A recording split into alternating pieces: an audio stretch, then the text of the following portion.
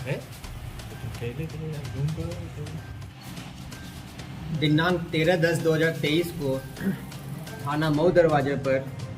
अवनीश कुमार पुत्र पातीराम ने ये सूचना दी कि उनके पिताजी गायब हैं और इस पर गुमशुदगी दर्ज की गई और पुलिस उनको तलाश कर रही थी। जो भी सर्विलांस के माध्यम से और मुखबिरों के माध्यम से, पूछताछ के माध्यम से जो कुछ जानकारी प्राप्त हुआ, उसके आधार पर पुलिस ने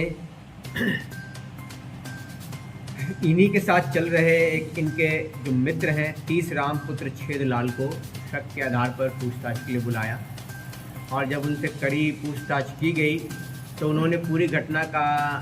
व्याख्यान किया। उन्होंने बताया कि तीसराम पुत्र छेदलाल अपने समधी रमेश कठेरिया पुत्र राम स्नेही और राम नरेश पुत्र स्वर्गीय शिवपाल, इन तीनों ने मिलकर पातीराम की हत्या कर दी है। उनके पास जो पैसे थे वो लेकर चले गए हैं और उनकी बॉडी को फेंक दिया है। ये जो पातीराम है ये 24 सितंबर से गायब चल रहे थे, लेकिन उनके परिवार ने पुलिस सूचना देर से दी थी और पुलिस ने पूरी मामले की छानबीन की और छानबीन करने के बाद इन तीनों का बयान दर्ज करने के बाद इन तीनों की निशानदेही पर उनके शव के अवशेष जो वहाँ पड़े हुए थे, जहाँ इन्होंने शव को फेंका था, वहाँ से प्राप्त किया और साथ में इनके पहने हुए कपड़े और गले की जो माला थी वो भी पुलिस ने बरामद किया है, जो परिवार वालों ने देखकर इसकी पहचान की है। और पुलिस ने इसके साथ साथ जो आला कत्ल है उसको ही बरामद किया है